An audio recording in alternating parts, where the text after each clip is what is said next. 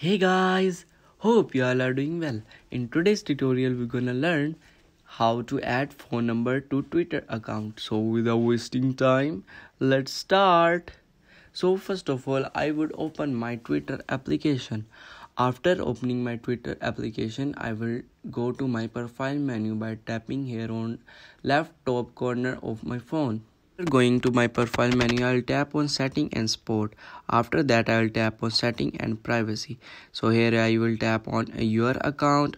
After that, account information, and here we go. Here is the option of add. Tap on it. After that, you have to log in your account, and after that you have to type your phone number you want to add on your Twitter account and tap on next.